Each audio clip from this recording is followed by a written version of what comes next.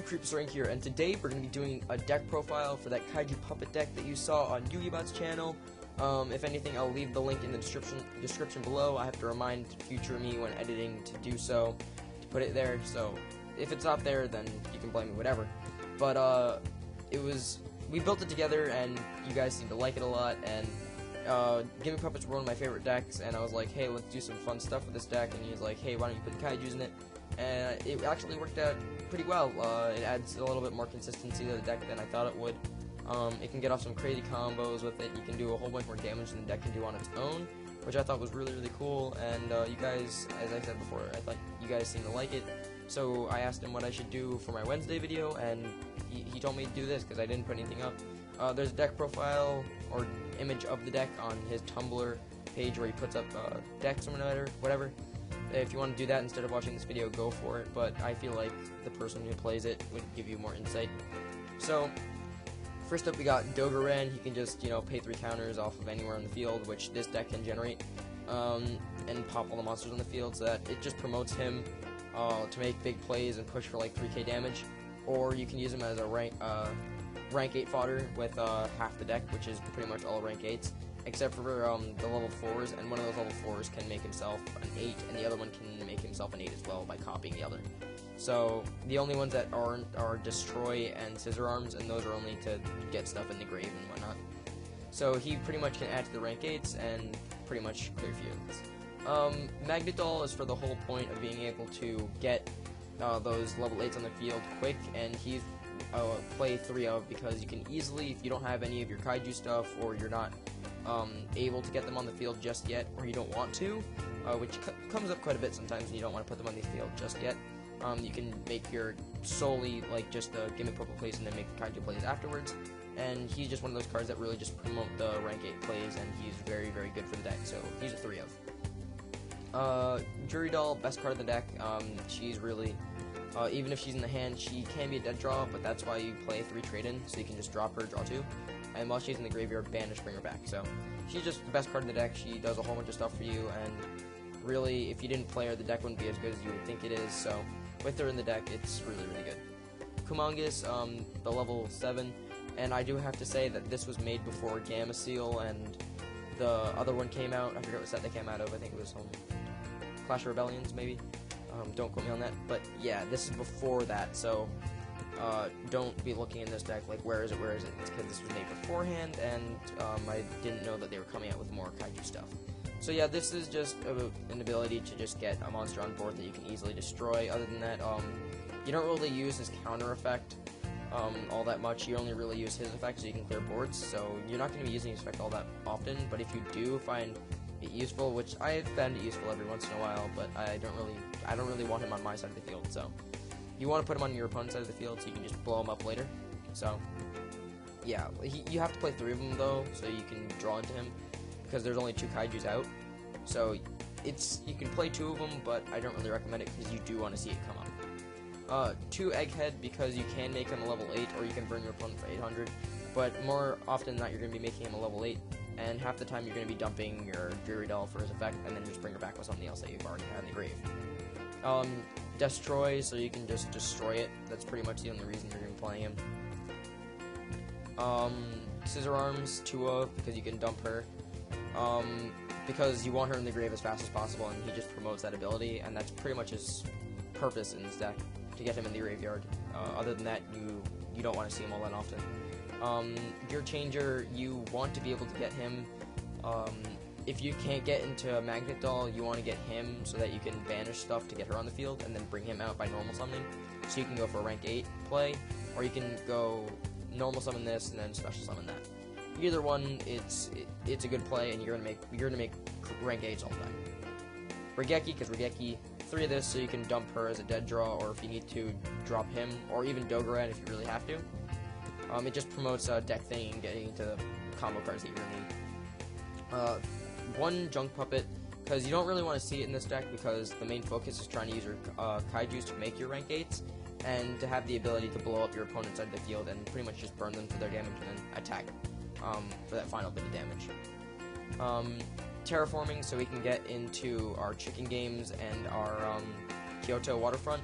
so that you can promote the Kaiju effects, and the chicken race is as upstart goblins, and also for the just ability to, I don't know, it's just deck thinning really. I don't really see any other purpose for it, but yeah, it's in place of upstart goblins really. But I just feel like since you're playing the terraformings, why not throw this in here instead, because you can just search it out, make your life easy. Royal Decrees, because this deck can lose to traps a lot, so 2 Royal Decrees is kind of necessary.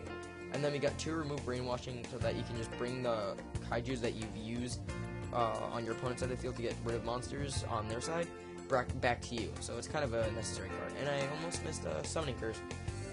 It just allows you to just remove stuff from your opponent's hand or your hand, depending on what you're trying to do. You really want to be doing that to your opponent more often than you want to be doing it to yourself, but getting your own stuff banished doesn't really hurt you sometimes, but you don't want to be banishing way too much stuff from your hand. So you want to be promoting it to your opponent, because you're going to be using their stuff. But every once in a while, you'll have to send your own stuff, because it'll just come up. I can't really give you a for instance kind of thing, but I can tell you that it will happen. You'll see what I mean if you guys do play the deck. It's very fun. It's not really meant to be too competitive, but it can pull off some crazy combos with the Kaiju stuff. And if you guys are looking for something cheap and relatively easy to play and just fun, this is one of those decks. So first things up, we got the rank 4s. We got Cowboy. He's just for Cowboy for game. With those level 4s that you do have, Castell, because again, Castell is just good. 101 and Gigant, so you can search into your machines that you need to that are level 4 or lower that promote your rank 8 plays, such as searching up this guy or this guy, and maybe you need to search this guy so you can dump her and then bring her back. It really depends on what the situation is. 2 of this guy, so you can pop some of the Kaijus that you put on your opponent's side of the field. You won't get any damage off of them because it's not an Xyz monster. Wait, did it? Yeah, they have to be Xyz for this one. They have to be special summoned, so you have something on their side of the field, destroy it, and then you can attack, which is just really, really good. This guy, he generates counters, so he's amazing. Again, this deck pretty much makes rank 8s like no tomorrow, so you make this detach, putting your Duradol back in the graveyard, so you can bring her back later, but you can only use her effect once per turn, so you can't like be bouncing her back and forth over and over again, so that's another thing to think about. Make her and pretty much just put the counters everywhere, or you can activate his effect and, you know, blow up everything and pretty much do a whole bunch of craziness. This one, again, generates counters, 3 counters, you'll win. This guy pops anything you really want, troublesome cards, opponent's monsters.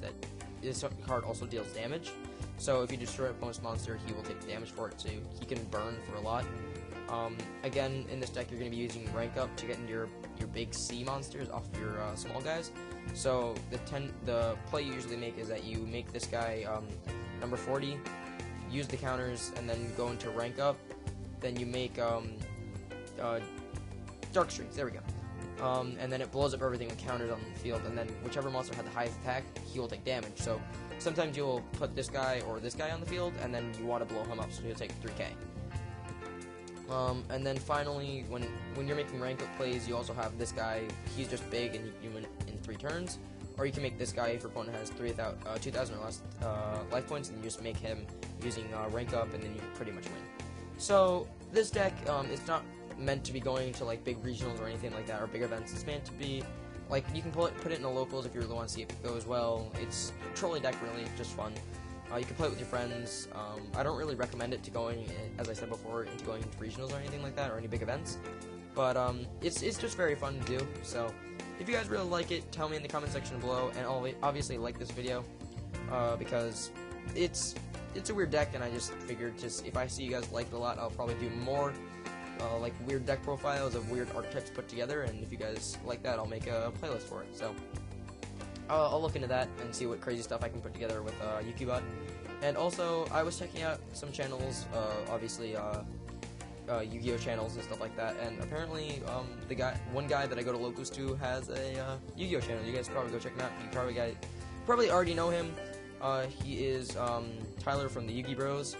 Go check him out. He makes some really cool stuff. I didn't know that he had a Yu-Gi-Oh channel, so I had watched maybe like 1 or 2 of his videos, and then I realized when I saw like his face that I go to locals with him, and he really wants my deck box, but I don't know why. I know exactly why. He really likes how it looks. Anyway, go check out his channel. He puts up some really good stuff, really intuitive stuff. And if he ends up watching this, hello, you know who's talking. Anyway, thank you guys so much for watching this video. If you liked it, hit that like button as hard as you can, and subscribe to my channel for more Yu-Gi-Oh! Gaming videos. And don't forget to check out Yu-Gi-Oh's channel. He also puts up some really cool stuff. He's just not been able to do because we go to school together. I've just had more time than he does. So yeah, Creeper Soaring signing out. Later, guys. Catch you in the next one. Jeez, I can't talk today.